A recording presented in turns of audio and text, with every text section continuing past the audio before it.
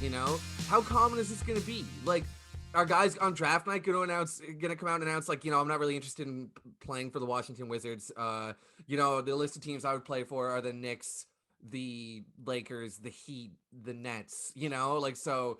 I'm demanding a trade with his fucking Wizards hat on the podium with Adam Silver. Like where will it end? I'm a little bit concerned that a rookie is forcing his way off his incumbent team already.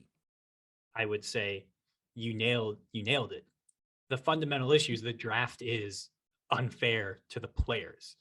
And This is gonna be a long conversation. no, but I mean, like, legitimately, it's like, regardless of whether or not like you think it has merits for the league's overall health, that is fine if you believe that. I don't personally believe that, but like I understand that line of thinking. But we cannot stand here and say you having no choice where you work and you being the best at what you do limits where your chances to pick where you want to work the most. Like, imagine being the world's best chef and they're like, sorry, McDonald's has the number one overall pick. You're gonna have to be flipping burgers at a Mickey D's for the first 7 years of your culinary career. It's not a perfect analogy, but I see what you're saying. But yes, like, and They that's do.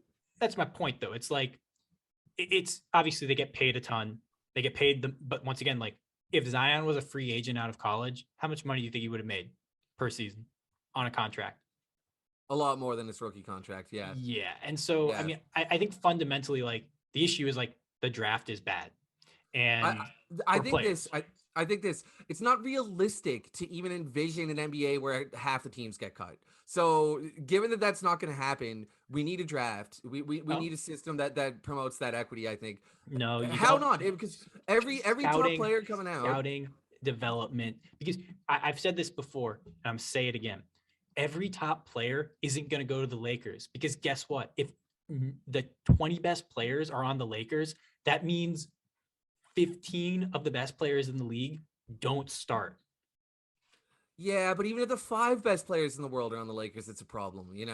Okay, okay, but I still don't. But haven't we seen guys be like, I want my own team, right? Like, I think this idea that, like, also the Lakers are a mom and pop shop, right? Like, they don't have a bottomless pit of resources. There's only so much revenue you can generate. The best players in the world are incredibly expensive, right? Like, there are other mechanisms to prevent this doomsday scenario where there's no draft and like only all the good players go to this one team or two teams Five teams. or five teams. But like, the reality is, like, look, we're getting into the weeds on the draft. Let's get back to Zion.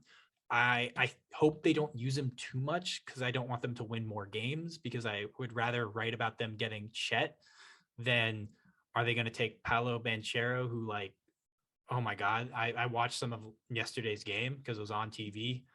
He's not, I don't see it with Paolo. I just I don't either. I No. don't see he's not number one. And to me, I don't even No. know if he's number two. I just don't see I don't even know if he's number three at this point, man. the, Jaden the Ivey looks better, to be honest. the issue I have with him is I just see a dude who's like, his physical advantage in college is that he's taller and stronger, but he's not quicker.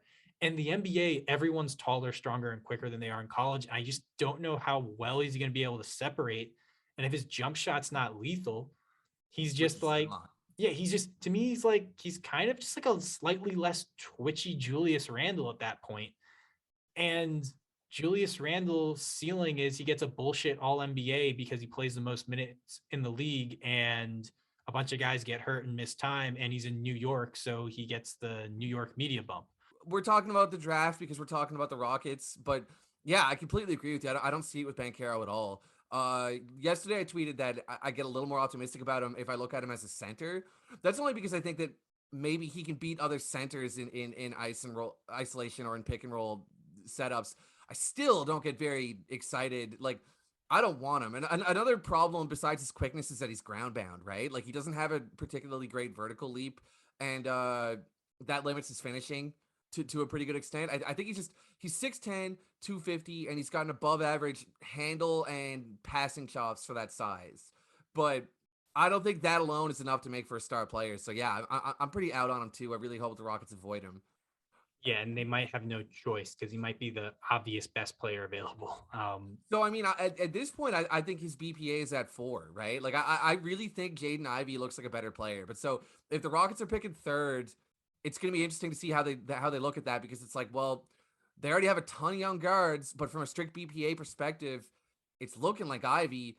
Will the front office convince themselves to see it differently so that they can take a forward slash big? Time will tell. Yeah, I see Paulo Banchero as being one of those guys where it's like he's out for in Shengun, but like he got to have highlights again in the AAU, and Shengun's highlights are against legitimate professional players. So there's less dunking over 6'1" white guys Yeah. that are going to play D3, which kind of makes you look good. All right,